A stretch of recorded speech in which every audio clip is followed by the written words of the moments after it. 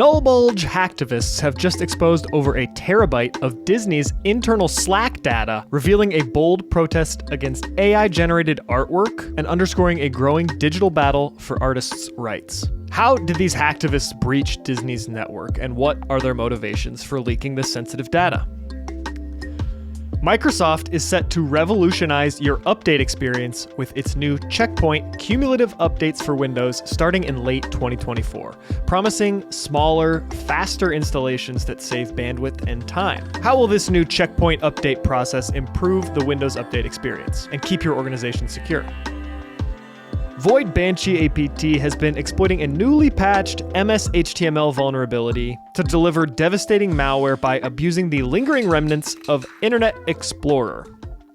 And finally, new research from Reliaquest shows that ransomware attacks skyrocketed by 20% in Q2, with threat groups targeting over 1,200 organizations in that time period alone. What are some other findings from this report, and why is ransomware spiking so much? You're listening to the Daily Decrypt.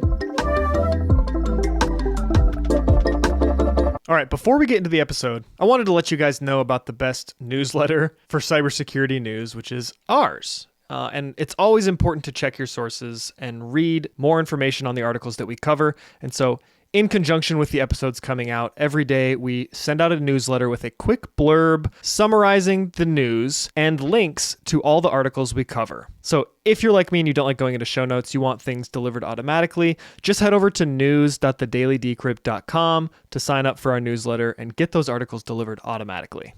So it's no secret that artists are pretty upset about artificial intelligence essentially stealing their artwork, right? They're just recreating it essentially for free. And throughout history, artists are also often at the front lines of activism. Well, they're starting to turn to cybercrime to get their point across.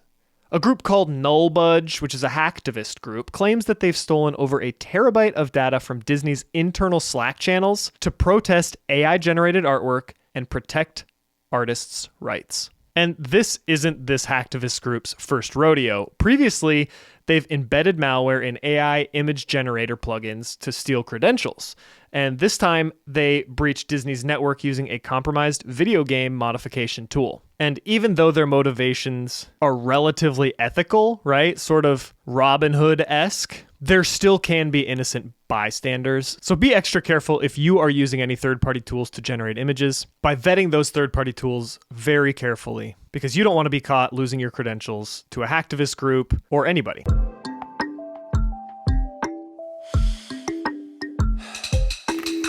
There's a very short list of things that everyone can do, from companies all the way down to individuals, that will drastically improve their security posture. Don't reuse passwords, turn on multi-factor authentication, and update your systems regularly. Well, Microsoft is tackling that third one. Starting in late 2024, Windows 11 and Server 2025 will get Checkpoint cumulative updates. So instead of those huge monthly updates, Microsoft will roll out smaller incremental updates to help make update management more manageable. These updates will save your bandwidth, hard drive space, and most importantly, your time, because faster updates mean less waiting and more doing. And if you're an IT admin out there listening, you don't really need to panic, other than the fact that, yeah, it's Windows and you're running a Windows environment. But these updates should, Microsoft says will, but these updates should seamlessly integrate with your existing tools like Windows Update, WSUS, and Windows Auto Patch. So let's keep our fingers crossed for that one. If you're curious to try it out early, you can join the Insider Dev channel and install Windows Insider Preview Build to stay ahead of the curve and experience efficient updates now.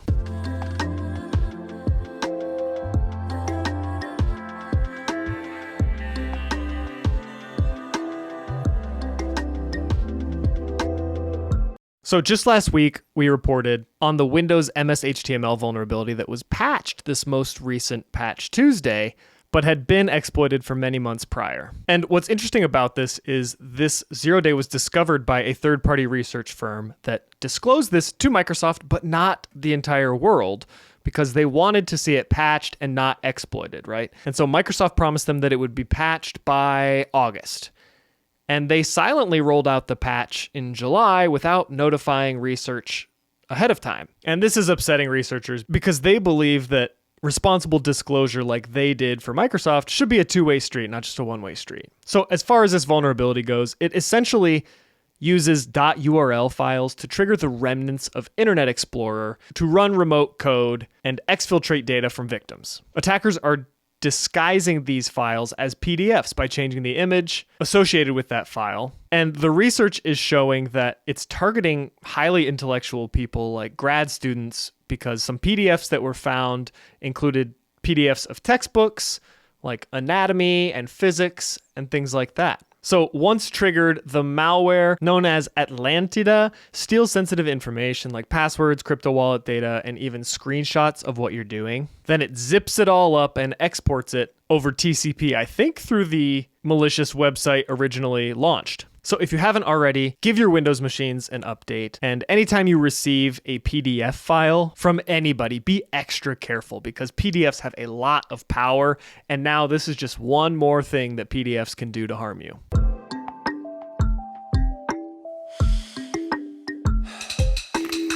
And finally, a research firm named Reliaquest's latest report reveals that 1,237 organizations were listed on data leak sites in just 3 months during Q2. And guess what? Over half of these victims are US-based businesses. Manufacturing and tech services are especially in the crosshairs. The month of May saw a huge spike thanks to LockBit, responsible for 36% of attacks that month.